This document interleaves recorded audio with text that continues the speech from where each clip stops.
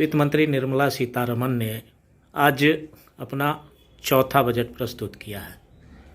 एक युवा होने के नाते मैं आपसे ये जानने की कोशिश कर रहा हूँ कि इस बजट में युवाओं के लिए क्या है, या इस बजट को आप किस रूप में देखते हैं? सबसे पहले कि जो बजट आया है इसमें हम लोग आम लोगों की अगर बात करें तो टैक्स में किसी प्रकार का छूट नहीं है। इनकम टैक्स में कोई घटोतरी नहीं की गई है। ये आम आदमी के लिए अच्छा नहीं है। दूसरी बातें ये हैं कि रोजगार और महंगाई, ये दो सबसे बड़ा मुद्दा है हम जैसे लोगों के लिए, मध्यम वर्गीय लोगों के लिए, जो कहीं भी पूरा होते नहीं दिख रहा है। हम लोगों की मांग कहीं पूरा होते नहीं दिख रही है। न महंगाई पे बात किया गया है, न महंगाई को घटाने की दिशा में कोई काम हुआ है, और न नौकरी, सरकारी नौकरियों पर कोई बात है। हम देख लें, ये 8 साल की सरकार हो चुकी है। 2014 के बाद से 8 साल हो चुके हैं, लेकिन अभी तक आप खुद देखेंगे कि कोई एक बड़े पैमाने पर युवाओं को रोजगार नहीं दिया गया, जिससे युवा शुरू से ही नाराज हैं अभी तक। दूसरी चीज ये है कि अभी क्रिप्टो करेंसी की बात आई है, तो मुझे नहीं लगता है कि ये जो देश है अभी उसके लिए तैयार है। जिस देश में हमारे बड़े शीर्ष नेताओं के ट्विटर अकाउंट हैक हो जाते हैं और यहाँ डिजिटल लिटरेसी उतनी नहीं है, वहाँ अभी हम लोग क्रिप्टो करेंसी के लिए तो तैयार नहीं है। फिलहाल हम लोगों को धरातल पर उतर के किसानों के लिए काम करना चाहिए, मध्यम वर्गीय लोगों के लिए काम करना चाहिए, छात्रों के लिए काम करना चाहिए और युवाओं के लिए सोचना चाहिए। ये हमारी बातें हैं। प्रधानमंत्री नरेंद्र मोदी के शासनकाल का ये 8वां बजट प्रस्तुत किया गया है। एक युवा होने के नाते, एक परीक्षार्थी होने के नाते इस बजट को आप किस रूप में देखते हैं? हम इस युवा होने के नाते, एक छात्र होने के नाते इस बजट को हम शून्य के समान देखते हैं, क्योंकि युवाओं के लिए इसमें कोई खास चर्चा नहीं की गई है। वित्त मंत्री ने इसमें 30 लाख रोजगार देने की बात कही है, उसमें गारंटी नहीं है। उसमें कोशिश कहा गया है कि 10 सालों में 30 लाख नौकरियां देंगे। आप देख सकते हैं कि माननीय प्रधानमंत्री जी अपने चुनावी भाषणों में लगातार हर साल 2 करोड़ रोजगार देने की बात करते थे, लेकिन जब ये 8वां बजट है वहां पर साल 3 लाख नौकरियों की अब बात आ गई। उसमें भी कोशिश है। कोरोना काल से देश जूझा है, लोगों की रोजगारें छीनी है। उस स्थिति में सरकार द्वारा कोई ठोस कदम नहीं उठाया जा रहा है, बल्कि सरकार लोगों से ही आमदनी करना चाहती है। हर चीज पे टैक्स बढ़ाया जा रहा है। जो मध्यम वर्ग के लोग हैं उन पे भी, हम लोग भी मध्यम घर से जुड़े हुए हैं, उनकी आमदनी पर भी टैक्स पर कोई रिबेट नहीं दी गई है। भारत की जो रेलवे है वो सबसे बड़ी नियोक्ता है, यहाँ युवा रोजगार पाते हैं, लेकिन उस दिशा में भी सरकार द्वारा कोई ठोस कदम नहीं किया गया। सरकार सिर्फ आम लोगों की कमाई को ही अपने खजाने में जमा करना चाहती है और आम लोगों को ये कुछ नहीं देना चाहती है। आज महंगाई भी बहुत बड़ी मुद्दा है, लेकिन सरकार द्वारा इसे नियंत्रित करने के लिए कोई ठोस कदम नहीं उठाया गया। सिर्फ यह कॉरपोरेट को छूट दिया गया है, 18% से 15% कर दिया गया है, लेकिन जो बेरोजगार हैं, जो युवा हैं, उनके लिए कोई सोच नहीं है। अभी भी कोरोना के नाम पे स्कूलें बंद हैं। जो प्राइवेट टीचिंग का काम करते हैं उनके यहाँ आर्थिक स्थिति पूरी तरह से चरमरा गई है, लेकिन उस दिशा में सरकार का जरा भी फोकस नहीं है।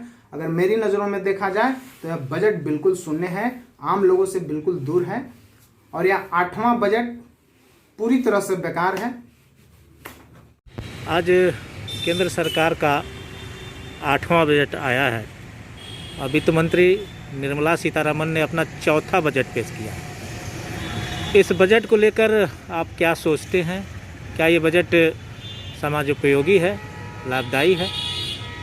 कैसा है ये बजट आज का? यह जब बजट लागू आज हो रहा था तो देश की जनता को काफ़ी उम्मीद थी कि ये बजट काफ़ी अच्छा बजट होगा, लेकिन यह बजट जो है किसान विरोधी है, मजदूर विरोधी है। यह बजट विद्यार्थियों के विरोध में है, स्टूडेंट के लिए कुछ नहीं किया गया।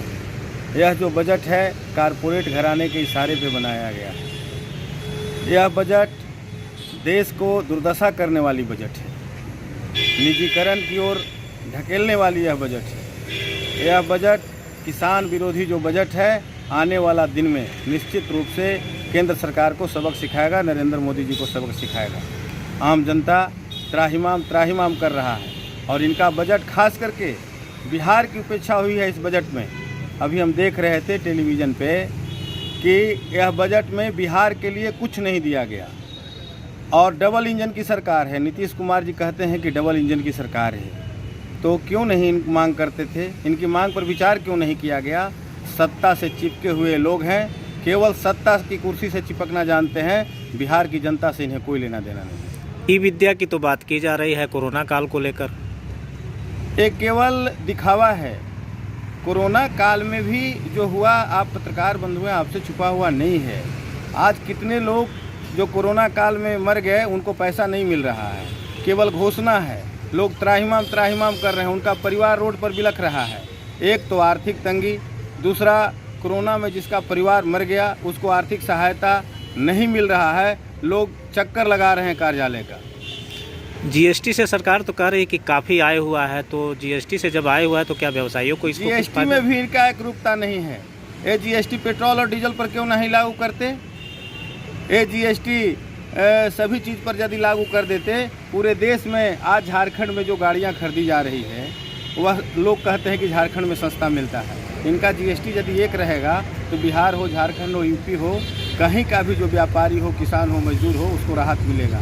जीएसटी में भी ये पारदर्शिता नहीं ला रहे हैं। किसानों के लिए क्या है बजट में? किसान विरोधी बजट है यह। किसान के लिए केवल छलावा साबित हुआ है। ना तो किसानों के इंटरेस्ट जो है, जो कृषि लोन ही देते थे उसमें इंटरेस्ट जोड़ते हैं। जो केसीसी था उसमें किसानों को माफ़ नहीं किया गया। किसान त्राहिमाम कर रहा है। आज देखिए कि लगातार 6 महीना से सड़क पर किसान थे, जो किसान विरोधी बिल बनाए थे, जो काला कानून, इनको वापस लेना पड़ा और उसी का बदला लिए हैं कि यह बजट में भी किसानों के लिए कुछ नहीं किया गया। 10 साल में 30 लाख नौकरियों की बात की जा रही है।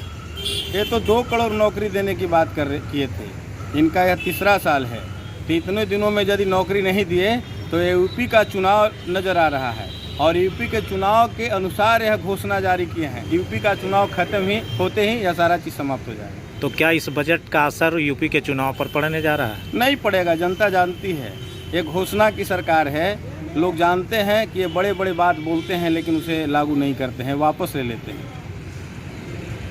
मौजूदा जो आज बजट प्रस्तुत हुआ है लोकसभा में, नरेंद्र मोदी शासनकाल का 8वां बजट है और वित्त मंत्री निर्मला सीतारमण का 4था बजट है। इस बजट में शिक्षा की भी बात की गई है, रोजगार की भी बात की गई है, स्वास्थ्य की भी बात की गई है, किसानों के लिए भी बात की गई है। आप इस बजट को किस नज़रिए से देखते हैं? देखिए, आज जो बजट, केंद्रीय बजट आया है वो हम लोगों को काफ़ी निराशाजनक हाथ लगा है। इस बजट में आप बोलते हैं किसानों के लिए है। किसानों के लिए क्या है? ये सरकार किसानों को दुगना समर्थन मूल्य की बात करती थी 2022 तक। ऑर्गेनिक फार्मिंग की बात की जा रही है। और यहाँ सिंचाई की व्यवस्था नहीं है। हम जिस ज़िले से हैं, हम जिस इलाके से हैं, यहाँ सिंचाई की व्यवस्था नहीं है। ऑर्गेनिक खेती की बात की जाती है। किसानों के लिए कुछ भी नहीं है। एमएसपी पर कोई स्पष्ट सरकार का नीति नहीं है। तो यह सरकार तो इस बजट में किसानों के लिए कुछ भी नहीं किया है। और जहाँ तक रोजगार का बात है, 60 लाख युवाओं को रोजगार की बात की गई है। तो एक तरफ सरकार केंद्रीय संस्थानों को निजी हाथों में दे रही है, दूसरी तरफ रोजगार की बात कर रही है। तो कहाँ है रोजगार? ये तो बोलते थे कि प्रत्येक साल 2 करोड़ युवाओं को रोजगार देंगे। कहाँ रोजगार है? रोजगार तो है नहीं। ये तो सरकार का जो आज बजट है, चूँकि बिहार में और राज्य में एक ही पार्टी की सरकार है, डबल इंजन की सरकार राज्य में है और इसी पार्टी का समर्थन की सरकार देश में है। तो बिहार के लोगों को तो काफ़ी उम्मीद था, हम लोगों को काफ़ी उम्मीद थी कि ये सरकार युवाओं के लिए, महिलाओं के लिए, किसानों के लिए, मजदूरों के लिए बजट में कुछ विशेष करेगी। कहीं कुछ विशेष नहीं। और अभी 5G की बात की जा रही है, अभी टावर नहीं है और 5G की बात की जा रही है। इस देश में हमारे नेता कहा करते थे कि हमको आटा से पेट भरेगा, डाटा से नहीं पेट भरेगा। गरीबों के लिए कुछ भी नहीं है इस बजट में। मोबाइल सस्ता करने की बात की गई है। अब देखिए देश के टेलीकॉम कंपनियों के द्वारा कितनी बारीकी से आम आदमी का पॉकेट काटा जा रहा है। 28 दिन का महीना हो गया, उस पर रोक लगाइए ना। तो 5G की बात करिएगा, उस पर तो आ गया कि 30 दिन का होना चाहिए। इधर आया है, लेकिन वर्षों से करीब 1 साल से इस तरह का हो रहा था। तो उस पर चर्चा होनी चाहिए। 5G की बात कर रहे हैं, मोबाइल सस्ता करने की बात कर रहे हैं। गरीब को पेट में रोटी चाहिए ना, रोटी की बात तो नहीं की जा रही है। ई विद्या की तो बात की जा रही है कि भाई कोरोना काल में काफ़ी शिक्षा ये हुआ है, तो ई विद्या के माध्यम से शिक्षा देने की कोशिश की जाएगी। भैया, तो कितने लोगों के पास जो डिजिटल इंडिया है इनके द्वारा कहा जाता है, तो कितने लोगों की कैपेसिटी है कि ई विद्या के द्वारा उनके पास उस तरह का इंफ्रास्ट्रक्चर है क्या? गांव में कितने लोग हाईटेक मोबाइल रखते हैं, लैपटॉप रखते हैं, जिससे ई विद्या ग्रहण कर सकेंगे? ये तो हवाई बात है। ये तो एसी में बैठ करके, दिल्ली के कमरों में बैठ करके लोग देश के लिए नीति बनाते हैं। जीएसटी से काफ़ी फायदे की बात कही जा रही है, तो क्या व्यवसायियों को क्या इसमें लाभ हुआ है कि निराशा हुआ? एक चीज़ बताइए, कोई कानून अगर बने और उसमें रोज़ संशोधन हो तो क्या ये बढ़िया है? जीएसटी में कितना संशोधन किया गया है जरा आप बताइए।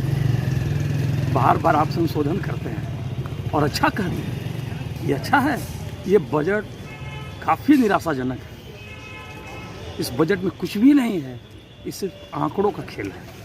60 लाख रोजगार आंकड़ों का खेल नहीं तो और क्या है? एक तरफ आप अभी देश में जो हुआ, जो राज्य में हुआ, आरआरबी और वो जो क्या बोलते हैं एनटीपीसी मामले में रोजगार मांगने जो लोग जाता है, परीक्षा देने जो लोग जाते हैं, उन पर लाठी बरसाई जाती है।